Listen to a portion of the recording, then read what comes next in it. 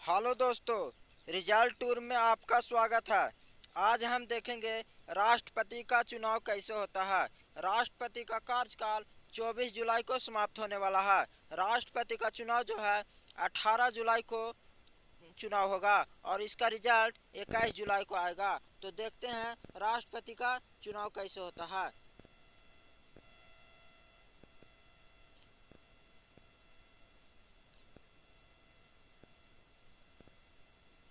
भारत के राष्ट्रपति का चुनाव 2022 ये 16वां राष्ट्रपति चुनाव है। इसके पहले 15वां राष्ट्रपति चुनाव था।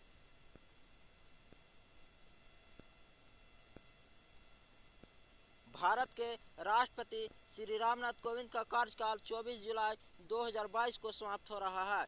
भारत के संविधान के अनुच्छेद 62 के अनुसार कहा गया है कि निवर्तमान राष्ट्रपति के कार्यकाल की समाप्ति से पहले राष्ट्रपति का चुनाव पूरा है। संविधान के अनुच्छेद 62 कहता है कि राष्ट्रपति का चुनाव जो है राष्ट्रपति के रहते हुए हो जाना चाहिए। आगे देखते हैं।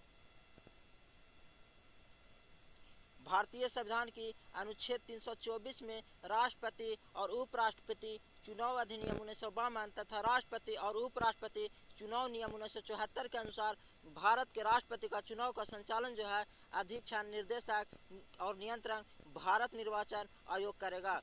भारत निर्वाचन आयोग करेगा। आगे देखते हैं।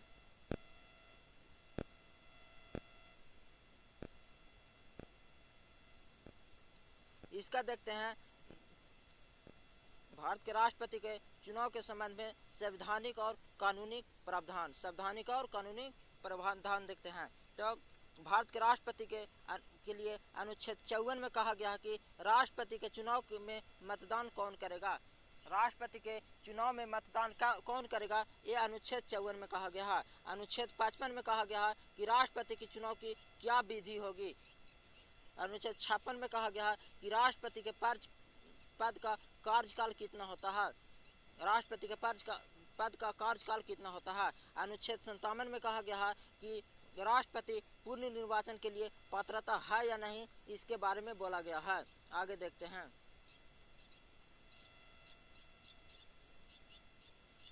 अनुच्छेद 58 में बोला गया है कि राष्ट्रपति के रूप में चुनाव के लिए योग्यता क्या क्या होना चाहिए। यह अनुच्छेद 58 में बोला गया है। राष्ट्रपति और उपराष्ट्रपति चुनाव अधिनियम 1952 के तहत ये चुनाव कराया जाता है।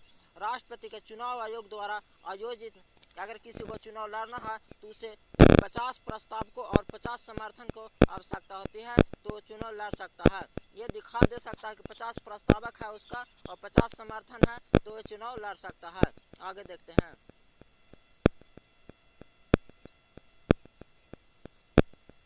राष्ट्रपति का चुनाव अप्रत्यक्ष तरीके से होता है और इसका निर्वाचन मंडल में कौन कौन सदस्य शामिल होता है उसके बारे में देखते हैं। भारतीय राष्ट्रपति का चुनाव जो है अप्रत्यक्ष तरीके से होता है। इसका निर्वाचन मंडल में राज्यों की विधानसभा के निर्वाचित सदस्य शामिल होता है। राज्यों के विधानसभा के निर्वाचित सदस्य शामिल होता है और संसद के दोनों सदनों के निर्वाचन सदस्य, लोकसभा और राज्यसभा के दोनों सदनों के निर्वाचन सदस्य होता है। 1992 से पहले ये सिर्फ राज्यों की विधानसभा की निर्वाचित सदस्य होता था और संसद के दोनों सदन होता था। लेकिन 17वां संविधान संशोधन 1992 के तहत दिल्ली और पांडुचेरी को भी विधानसभा के निर्वाचित सदस्य शामिल होते हैं। इसमें कौन कौन शामिल नहीं होता इसके बारे में देखते हैं।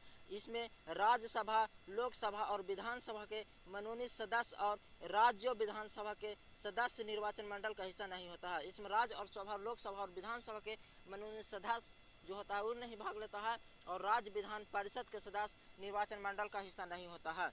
आगे देखते हैं।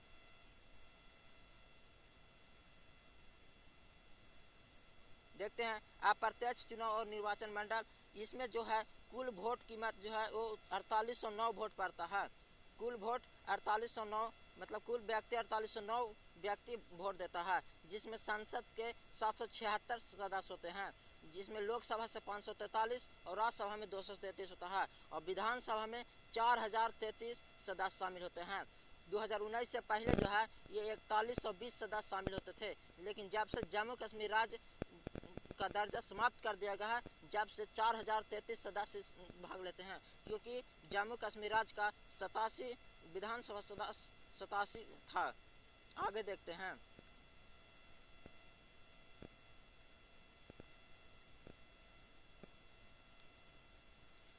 अब राष्ट्रपति चुनाव की विधि क्या होता है। राष्ट्रपति के चुनाव की विधि है सांसद या विधायक, सांसद या विधायक दोनों ही का मूल होता है।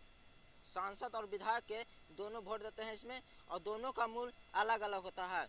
दोनों का मूल जो है वोटों का मूल अलग अलग होता है। विधायक के मत का मूल निकालते हैं, देखते हैं। विधायकों के मत का मूल जो है, विधायकों के मत का मूल कैसे निकालते हैं, देखते हैं। राज्य की जनसंख्या और विधायक की संख्या, राज्य की जनसंख्या और विधायक की संख्या से विधायकों के मत का मूल निकालेंगे। ये जो है राज्य की जनसंख्या की गणना जो है 1971 की जनगणना के अनुसार की जाती है। तो 1971 की जनगणना के अनुसार जो राज्य की जनसंख्या होता है उस और टोटल जो विधायक राज्य में जितना टोटल विधायक है उससे भागा दे देते हैं, और फिर उससे 1/1000 से मल्टीप्लाई करते हैं, तो वहाँ के एक विधायक का मतों, एक विधायक के वोट का मूल्य निकलता है।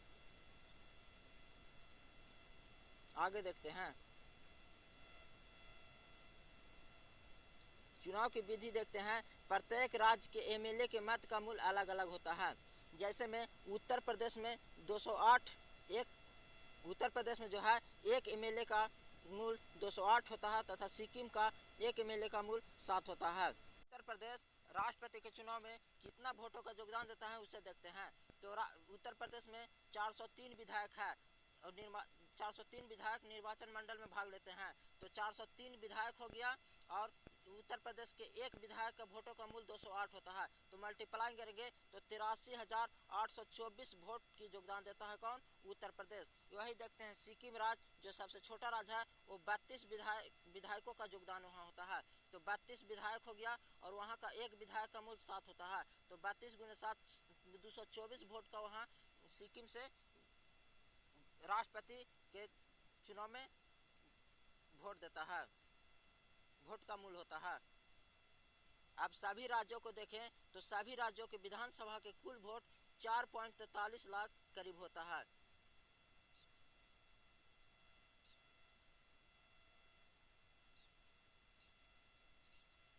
चुनाव की विधि में देखते हैं कि अब एमएलए का वोट, एमपी का वोट का मूल्य क्या होता है। तो एमपी का वोट का मूल्य निकालने के लिए टोटल एमएलए के वोट से एमपी के सदस्य की संख्या से भाग देते हैं, तो एमपी के वोट का मूल्य निकलता है। यानी टोटल जो है देखते हैं कि टोटल जो वोट है एमएलए का टोटल वोट कितना 5,43,321 है, और कुल सांसद कितना है 776 है, तो भागा देते हैं तो 700 आता है। यानी एक एमपी का मूल जो है वोटों का मूल 700 है, तो इससे टोटल एमपी का वोटों का मूल जो है 5,43,200 होता है। आगे देखते हैं। जीत के लिए कितना वोट की आवश्यकता होती है इसे देखते हैं। इसके लिए इसमें एकल हस्तांतरण मतदान पद्धति का प्रयोग किया गया है। प्रत्येक मतदान की एक ही मत देने का अधिकार है, हालांकि वह मत हस्तांतरित होता है। सभी उम्मीदवार को वरीयता के क्रम में रैंक करते हैं। जीत के लिए वैध मतों के कुल मत का आधा से अधिक प्राप्त करना होता है। जीत के लिए जो है वैध मतों का कुल मत का आधा से अधिक प्राप्त करना होता है, जिसे हम कोटा कहते हैं।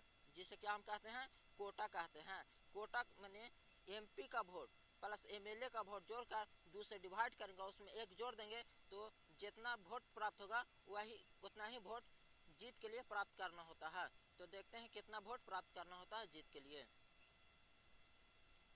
तो टोटल स्टेट एमपी का वोट जो है और प्लस टोटल एमएलए का वोट, टोटल एमपी का वोट कितना है 5,43,200 है, और टोटल एमएलए का वोट है 5,43,200 231 है, और दोनों के जोड़ को 2 से डिवाइड करेंगे और +1 करेंगे तो ये आ जाएगा 5,43,216 वोट। यानी राष्ट्रपति को जीतने के लिए 5,43,216 वोट की आवश्यकता होगी।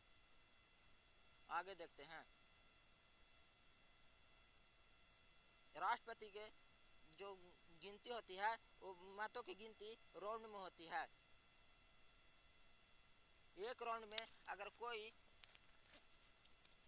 कोई उम्मीदवार अगर 50% +1 प्राप्त नहीं कर पाता है तो वो सबसे निचले राउंड में जो व्यक्ति रहता है उसका वोट सभी उम्मीदवार को में बांट दिया जाता है और पुनः काउंट किया जाता है, और जो प्राप्त करता है 50% +1 उसे उम्मीदवार को जीत घोषित कर दिया जाता है। ये राउंड में जो है पहला, दूसरा, तीसरा राउंड में कितना हो राउंड में घोषित होता है जब तक कि 50% +1 वोट प्राप्त न कर पाए, लेकिन ये बहुत कम स्थिति में होता है।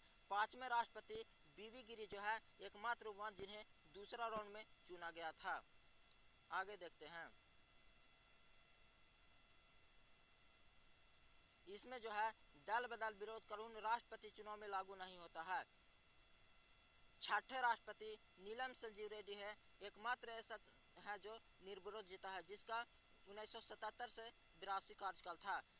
उस समय 37 उम्मीदवार ने भाग लिया था, लेकिन 36 उम्मीदवार को रद्द कर दी गई थी।